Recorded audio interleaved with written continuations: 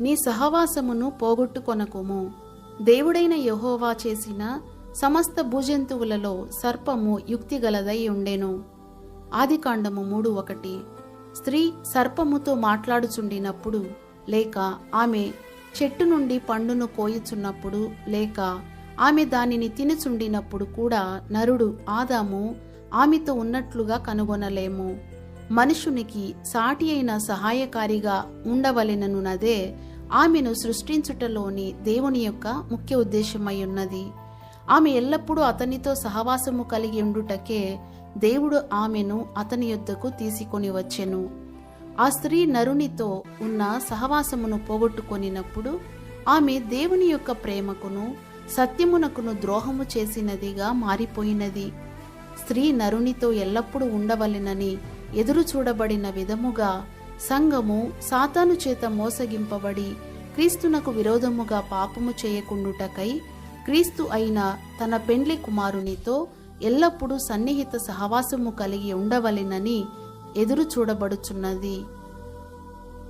ఆమె తన యొక్క విలువైన సమయమును ఆదాముతో సంభాషించుటలో సద్వినియోగము చేసుకొనుటకు బదులుగా సర్పముతో సంభాషించుచుండెను. తరచుగా దేవుని బిడ్డలైన వారు తమకు ప్రార్థించుటకు సమయము లేదనియు, దేవునితో సంభాషించుటకు తమకు సమయము లేదనియు వక్కాణించు వారికి సాతానుతో సంభాషించుటకు అత్యంత సమయము ఉండును.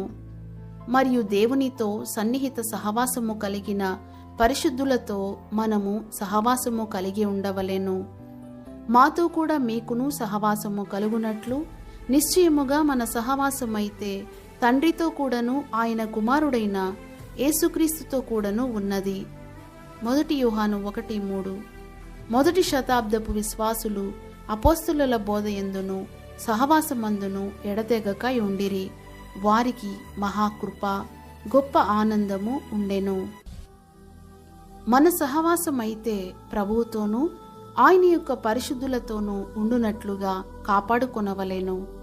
వీరితో కాక మరి ఎవరితోనైనను సహవాసము కలిగి ఉండుటకు ప్రయత్నించిన ఎడల మనము సాతాను యొక్క వలలో చిక్కుకొందము. ఈ లోక స్నేహము దేవునితో వైరమని మీరెరుగరా? యాకోబు 4:4.